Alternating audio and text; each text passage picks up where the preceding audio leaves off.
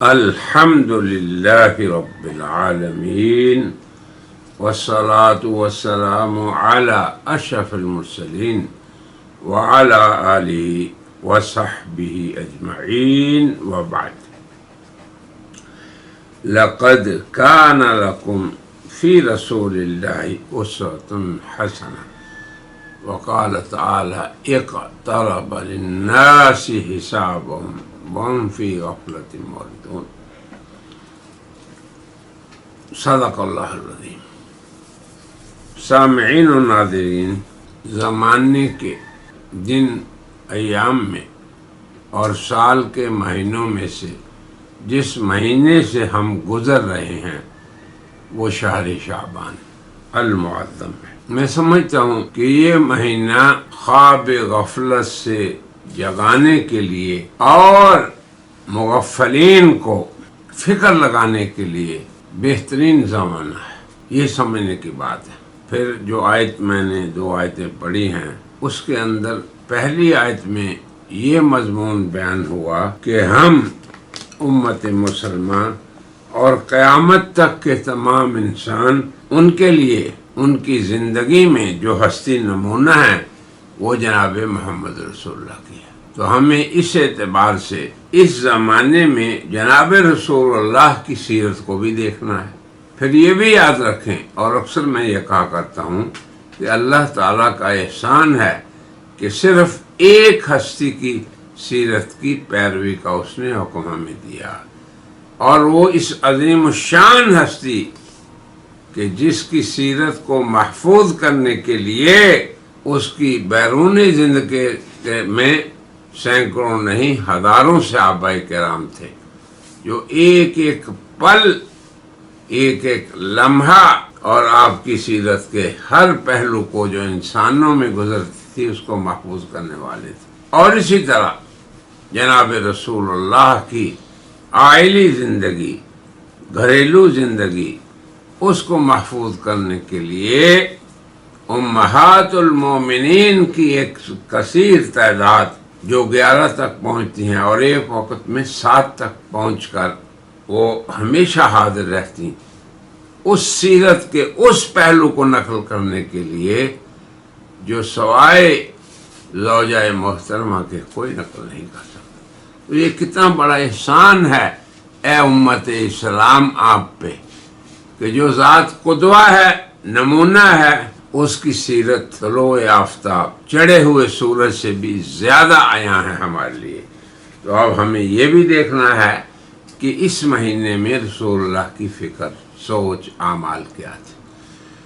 تو سب سے پہلے یہ بات ہر آدمی آپ میں سے یاد رکھے، اور یہ بھی رسول اللہ کی تعلیم کی روشنی میں کہہ رہا ہوں کہ اس مہینے میں انسانی زندگی میں بندے کی کارروائی والی زندگی میں ایک عظیم الشان پیش آنے والا واقعہ ہوتا ہے. واقعات میں سے عظیم الشان واقعہ جو دنیا کے اندر پیش آنے والے واقعات، وہ فتح کے ہوں، نصرت کے ہوں، شکست کے ہوں،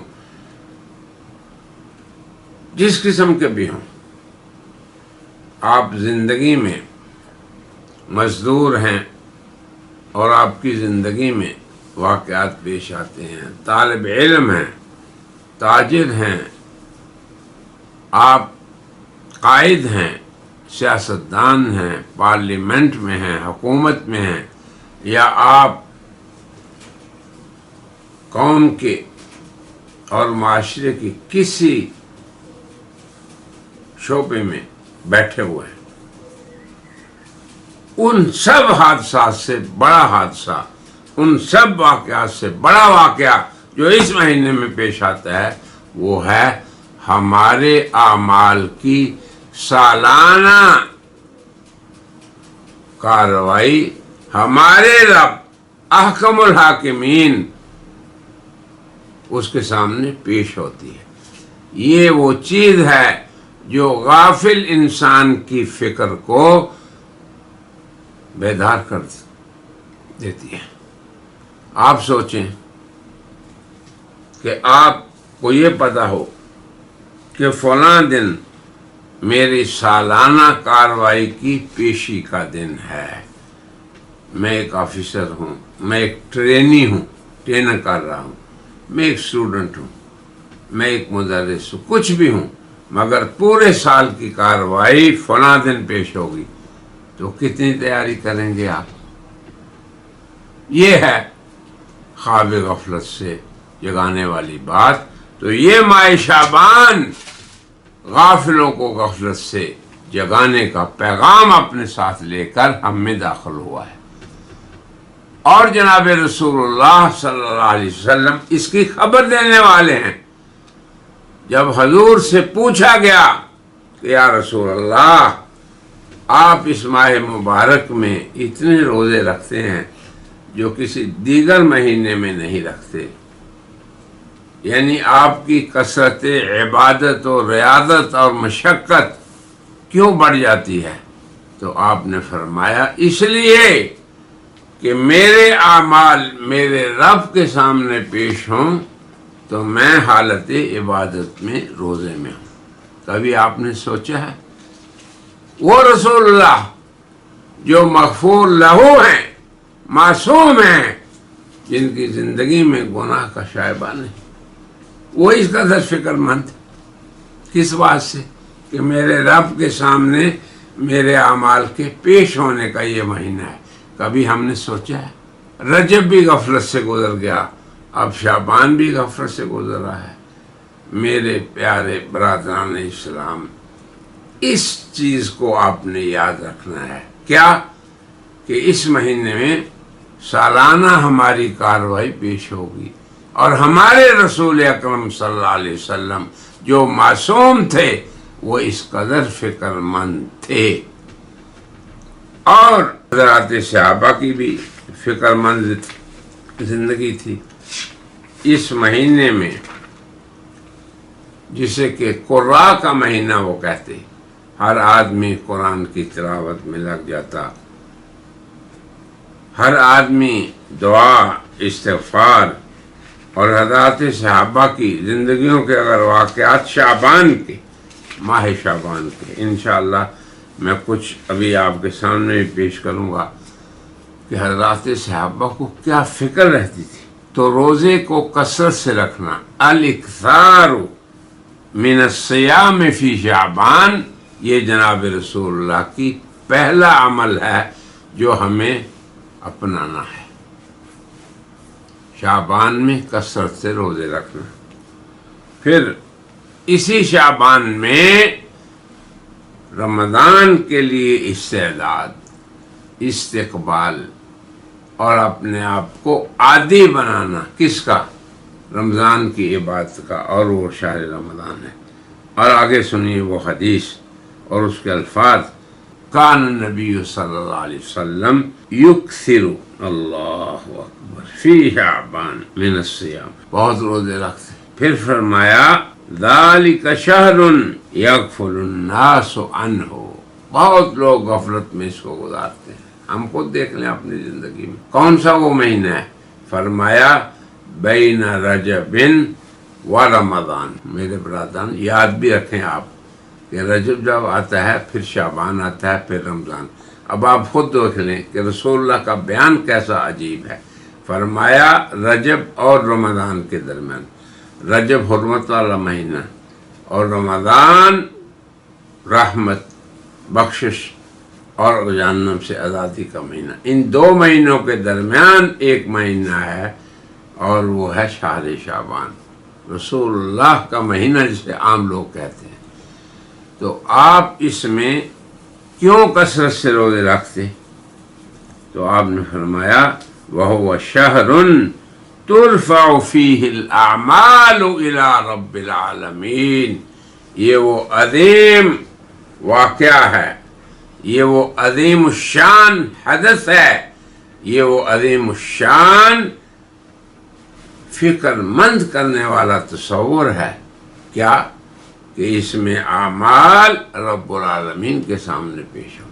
اب آپ دیکھیں کہ جتنی بار ہماری زندگی میں شعبان آئے تو یہی تصور ہمیں کرنا ہے کہ اس میں غفلت نہ رہے، اس میں ہمیں فکر ہو کہ ہمارے اعمال حسین ہوں، خوبصورت ہوں، مکمل اور کامل ہوں، نماز بھی، صدقہ بھی، خیرات بھی، احسان بھی، روزہ بھی، جتنے بھی اعمال ہیں، دوسروں کے ساتھ حسن سلوک بھی، ان میں حسن پیدا کریں، پوری تزئین کر کے اللہ کے سامنے پیش کریں کہ یہ اعمال اسی مہینے میں اٹھائے جائیں گے۔ یہ رسول اللہ کا ارشاد ہے۔ وَهُوَ شَهْرٌ تُرْفَعُ فِيهِ الْأَعْمَالُ إِلَى رَبِّ الْعَالَمِينَ۔ آگے فرمایا کہ میں کیوں اس مہینے میں اس قدر نشیط رہتا ہوں اعمال کرنے میں، فَأُحِبُّ أَن يُرْفَعَ عَمَلِي، مجھے یہ پسند ہے کہ جب میرے اعمال سالانہ، جسے کہتے ہیں آپ سالانہ کارکردگی اللہ کے سامنے پیش ہو تو میں روزے دار ہوں۔ یہ بھی ہے کہ صبح و شام اعمال پیش ہوتے ہیں، فرشتے لے جاتے ہیں، صبح کے وقت الگ، شام کے وقت الگ۔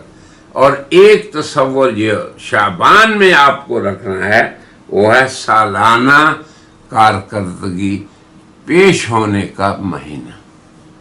میرے برادران اسلام، صرف اس چیز کو آپ نے ہرگز نہیں بھولنا، اور پھر اس کے بعد اہتمام کرنا ہے حضور اکرم صلی اللہ علیہ وسلم کی سنت کا، اور وہ ہے اس مہینے میں کثرت سے روزے رکھنا، کثرت سے نوافل۔ یہ سلف صالحین کی طریقہ رہا ہے، حضرات صحابہ کا طریقہ رہا ہے۔ اللہ تبارک و تعالی توفیق دے ایمان والوں کو غور کریں اس چیز پہ، وَلْتَنْظُرْ نَفْسٌ مَا قَدَّمَتْ، کہ میری طرف سے اللہ کے سامنے کیا جا رہا ہے۔ بس یہ فکر، اس سے ہمیں غافل نہیں ہونا۔ پھر آگے حضرات صحابہ کے اعمال، ان کو بھی ذہن میں رکھیں۔ قرآن کو کثرت سے تلاوت کریں۔ حفاظ کرام سے بھی میری گزارش ہے کہ وہ رمضان سے پہلے شعبان میں اس کا مذاکرہ کیا کریں۔ حضرات صحابہ، تبع تابعین، حفاظ کی زندگی میں یہ شعبان حفاظ کا مہینہ کہلاتا تھا۔ باقی اللہ تبارک و تعالی نے جو فضیلتیں رکھی ہیں رمضان کی، ان کو ہم بیان کریں گے اس وقت، لیکن یاد رکھیں کہ استعداد ہماری مکمل ہو اس مہینے میں۔ اپنے نفوس کو ٹریننگ دیں، تربیت دیں، کس چیز پہ؟ رمضان کے قیام اور رمضان کے صیام پر۔ کب؟ رمضان شعبان میں۔ تو وہ ٹرینی بھی کوئی ٹرینی ہے، وہ سپاہی بھی کوئی سپاہی ہے، وہ مجاہد بھی کوئی مجاہد ہے، وہ فوجی بھی کوئی فوجی ہے، جو کہے کہ پریکٹس میں نے نہیں کرنی، میدان جنگ میں اتروں گا میں بغیر تربیت۔ بس میری یہ گزارش ہے برادران اسلام، بغیر تربیت کے جیسے کوئی تربیت سیکھنے والا، فوجی، پولیس والا، مجاہد، تاجر، مزدور بھی پہلے تربیت لیتا ہے، مدرس، طالب علم بغیر تربیت کے جیسے اپنے فیلڈ میں نہیں اترتا، اسی طرح شہر رمضان آنے سے پہلے اس شعبان کے مہینے میں ہم مکمل تربیت حاصل کر لیں۔ کس چیز کی؟ روزے کی، نماز کو کثرت سے پڑھنے کی، نوافل کا اہتمام کرنے سے، قرآن کریم کی تلاوت کی، اور خصوصاً حفاظ کرام اس کا مراجعہ کرنے کی۔ بہرحال باقی چیزیں بھی انشاءاللہ اس مہینے کے متعلق ہم اگلی مجالس میں ذکر کریں گے انشاءاللہ، اور آج کی مجلس میں اسی پہ اکتفا کرتے ہیں اور کہتے ہیں وآخر دعوانا ان الحمدللہ رب العالمین۔